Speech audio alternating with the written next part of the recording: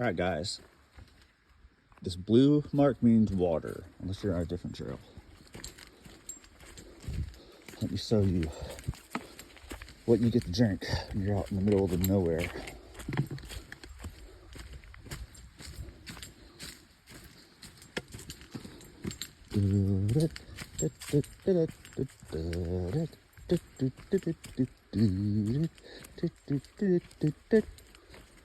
Oh,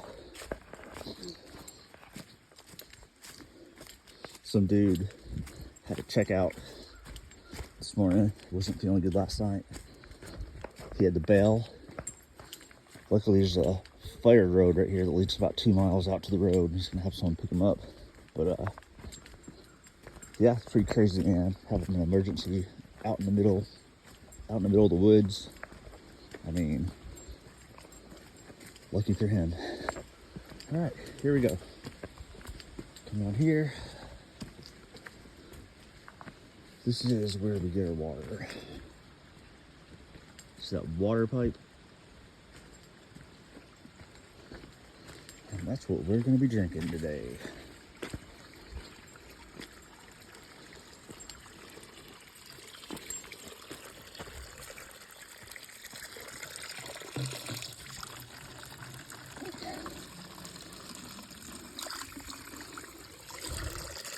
Still gotta filter it, but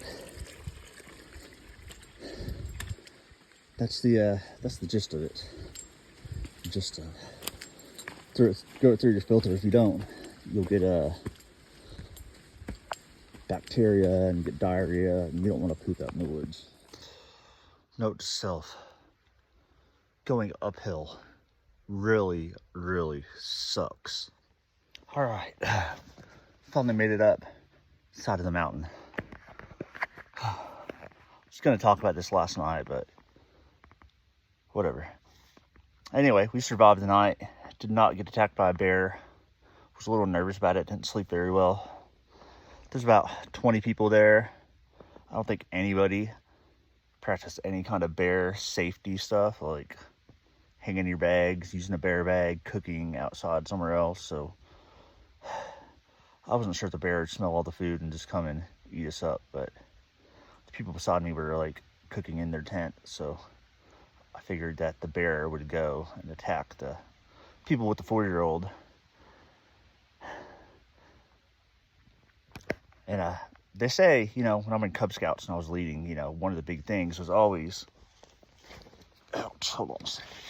Oh, it's always camp and hike with a buddy, just in case. We're out in the middle of the woods. If I was to fall and break my leg, who knows how long it'd be before a hiker came by, and then they'd have to go miles to find a ranger and then emergency services. It could be 10, 12 hours before I could come out of here. So I originally had my friend Bial lined up. He never really went camping before, so he was going to go with me, but he didn't have any tents or sleeping bags or any of that stuff. So I was like, oh yeah, Bial, me and you can share a tent together. And he was like, oh, how does that work? And I had to explain him all the basics, like how, especially in bear country, you want to put your clothes in the bear bag because they can smell like the food and stuff. So you got to sleep naked. And then that I only had one quilt and we'd have to share together. And he's being a little homophobic, thinking that sleeping in a tent in the middle of the woods with another dude would be gay.